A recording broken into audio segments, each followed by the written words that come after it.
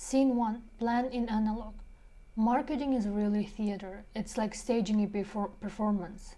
John Scully.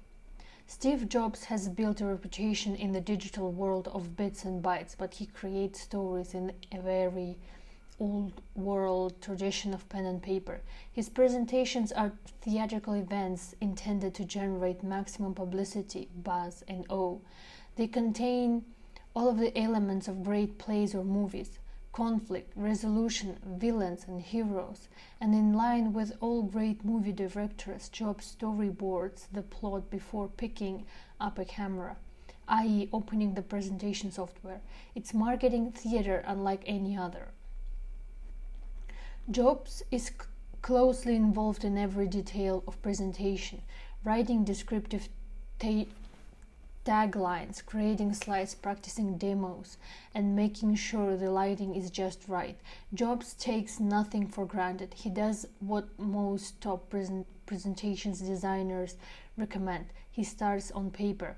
There's just something about paper and pen and sketching out rough ideas in the analog world in the early stages that seems to lead to more clarity and better, more creative results when we finally get down to representing our ideas digitally, writes Gore Reynolds in Presentation Zen. Design experts, including those who create presentations for Apple, recommend that presenters spend the majority of their time thinking, sketching, and scripting. Nancy Duarte is the genius behind Al Gore's An Inconvenient Truth. Duarte suggests that presenters spend up to 90 hours to create an hour-long presentation that contains 30 slides. However, only 1/3 of that time should be dedicated to building the slides, says Duarte. The first 27 hours are dedicated to researching the topic, collecting input from experts, organizing ideas, collaborating with colleagues, and sketching the structure of the story. Bullet skill. Think about what happens when you open PowerPoint. In black format, a blank format slide appears that contains space for words, a title and subtitle. This presents a problem. There are very few words in the Steve Jobs presentation. Now think about the first thing you see in the drop-down menu under Format: bullets and numbering. This leads to the second problem. There are no bullet points in the Steve Jobs presentation.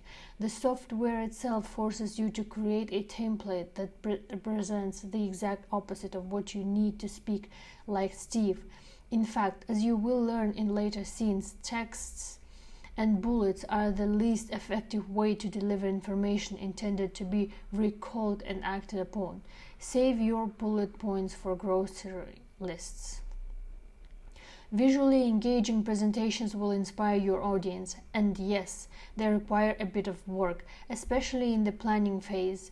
As a communication coach, I work with CEOs and other top executives on their media presentations and public speaking skills.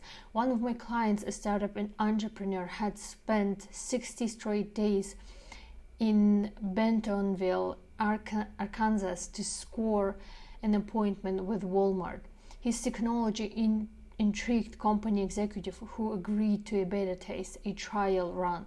Walmart asked him to present the information to a group of advertisers and top executives.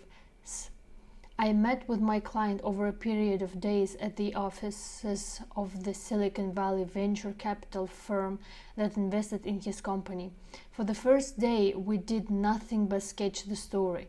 No computer and no PowerPoint, just pen and paper, whiteboard in this case.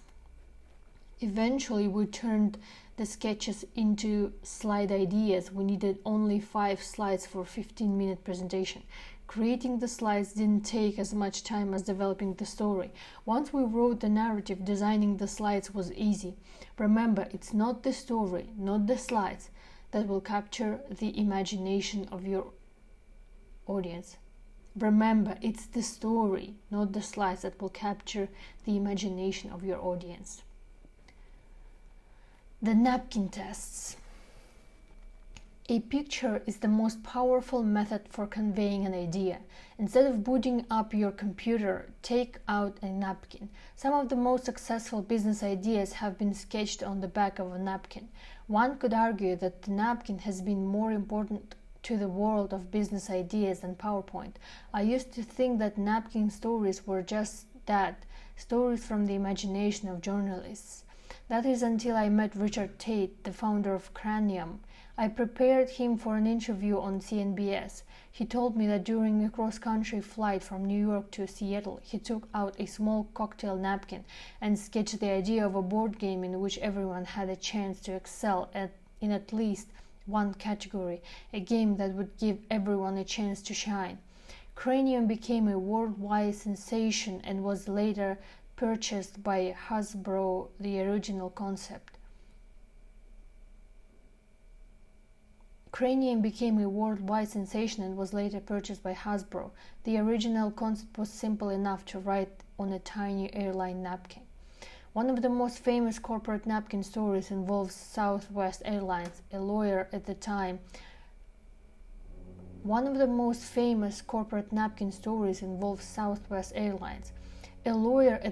Herb Kelleher, met with one of his clients, Roland King, at the St. Anthony's Club in San Antonio. King owned a small charter airline. He wanted to start a low-cost commuter airline too that avoided the major hubs and instead served Dallas, Houston, and San Antonio. King sketched 3 circles, wrote the names of the cities inside, and connected the 3, a strikingly simple vision. Kelleher understood immediately.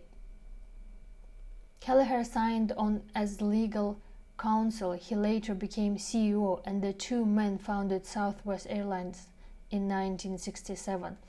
King and Kelleher would go on to reinvent airline travel in the United States and build a corporate culture that would earn Southwest's place among the most admired companies in the world.